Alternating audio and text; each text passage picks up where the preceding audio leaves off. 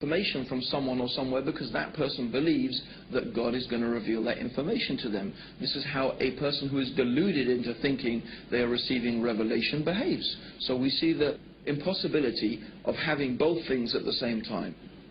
Of course, a simple way to reconcile these conflicting opinions is that the information in the Quran concerning theology and philosophy and history and science and so on and so forth is there because this knowledge has come from God. And the sincerity and the truthfulness of the Prophet Muhammad is there because he was exactly what he claimed to be, a messenger of God. And in fact, this is the sincere and honest way to reconcile these two things, to come to the rational conclusion that the Prophet Muhammad must be what he claimed to be, a messenger of God.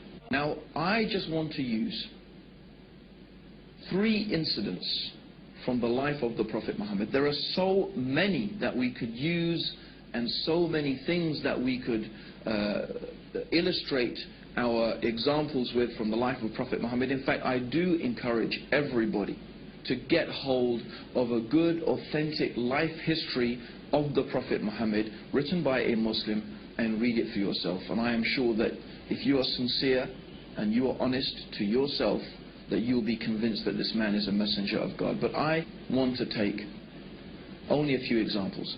The first example I want to take is in the early days of Islam, when the Prophet Muhammad had begun preaching his message, and the pagan Arabs, the leaders of pagan Arabian society, began to realize that the message of Islam was not going to go away. In fact, more and more people were becoming Muslim. And many of them were slaves and women, the most downtrodden and exploited people in society. And they began to see that Islam had the potential to upset their whole social structure and their status quo and their control over society. So they came with a proposition to the Prophet Muhammad. This is the leaders of the pagan Arabs. They said, look, if you want to be our king, if what you desire by calling people to this religion is to be our king, we will make you our king. If what you desire is money, then we will make you the richest man amongst us. If you desire women, name whatever women that you wish, and we will take the most beautiful women of Quraysh and marry them to you. And if you are suffering from some illness or from some disease that you say this spirit comes and talks to you, we will spend any amount of money and do whatever we can until you are cured from this illness. So if we really think about this offer that was made by the pagan Arabs to Prophet Muhammad, every possible worldly motivation is there. Do you want to be the king? In other words, if the Prophet Muhammad is seeking to be a ruler and to be king, they'll say, we'll make you our king. You want to be rich? If that's your motivation, we'll give you money. You want women? We'll give you whatever women you like. You have some problem, you have some disease, we will spend whatever it takes until it is cured. What is there? What worldly offer is not contained in this offer? It's all there. If the Prophet Muhammad was motivated by any worldly needs or by any worldly desire, he could have accepted their offer and it would have been satisfied. So what was his reply? His reply to his uncle is famous. In one of the books of Seerah it is mentioned that, oh my uncle, if you give me the sun in one hand and the moon in the other, I will never leave off calling to this message. Or in another time he said to his uncle that I cannot abandon calling to this religion and to this message any more than you could take a torch and light it from the sun. So clearly the Prophet Muhammad was not motivated by worldly desires. And we have to again pose the question, is this the manner of a liar? Is this the manner of a deluded person? Then another amazing incident that we want to narrate is when the Prophet Muhammad first publicly called people to Islam. A truly remarkable thing happened. He stood on the top of a mount of a particular hill in Mecca called Mount Safa.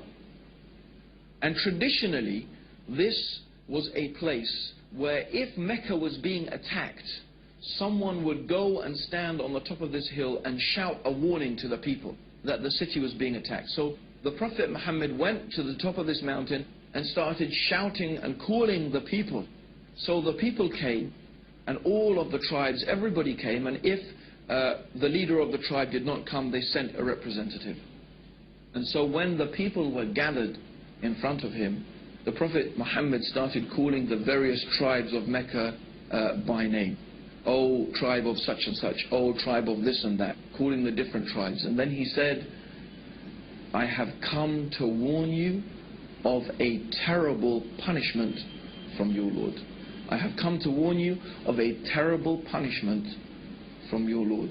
When one of the uncles of Prophet Muhammad heard this, his name was Abu Lahab, he started insulting the Prophet.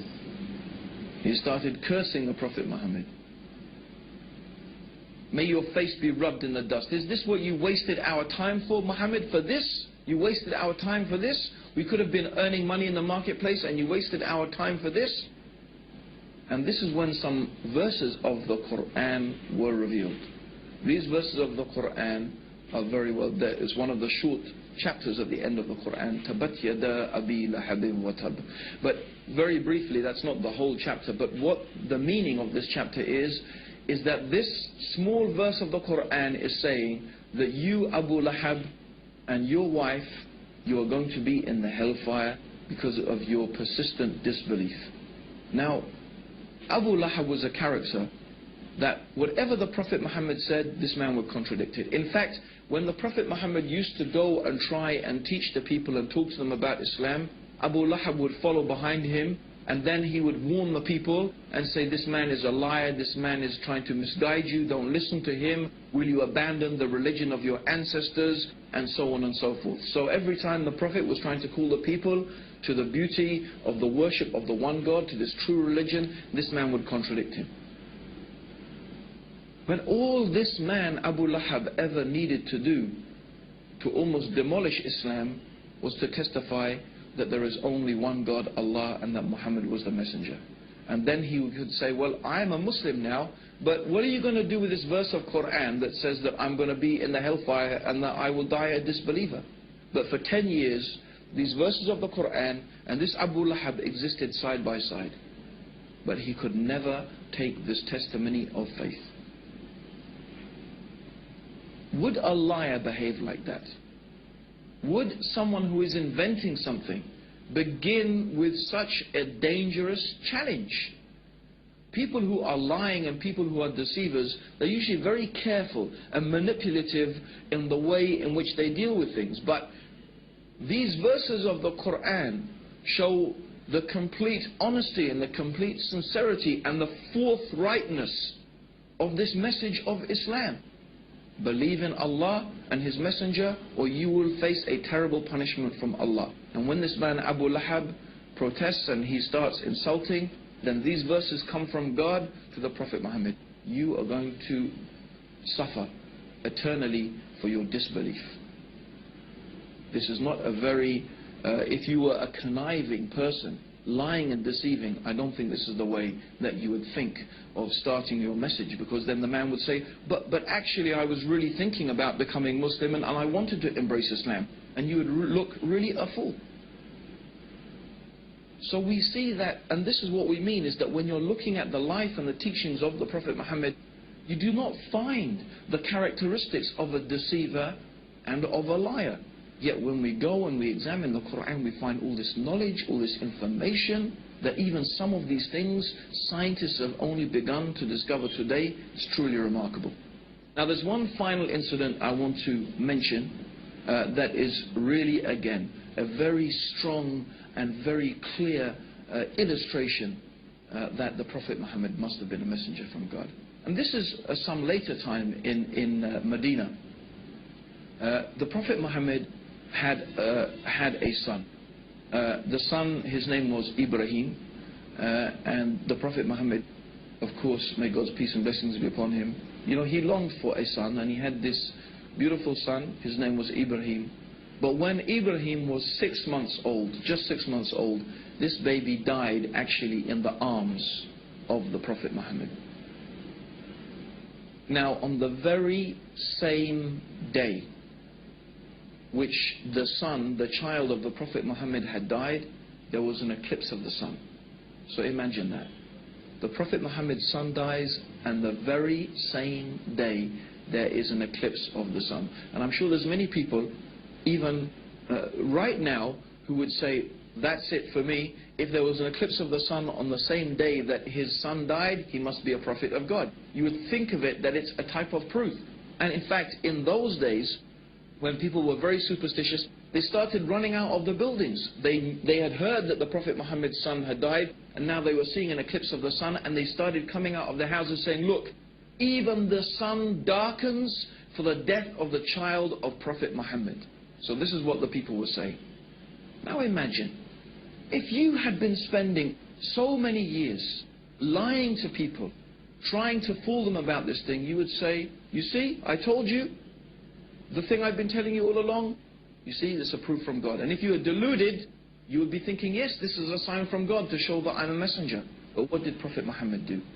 He called the people and he said to them, and when he called them, he assembled them in front of them, he said, this is just the sun and the moon. And they are from the natural ayat of God, the natural processes that God has made. And the sun and moon does not eclipse or rise or set for the death or the birth of any man. So when you see this, pray to your Lord. Is this the words of a deluded person? Are these the words of a liar? No. These are the words of a man who was exactly and truly what he claimed to be, the last and final messenger of God, who has brought the guidance for the peace and the benefits of all humanity until the day of judgment.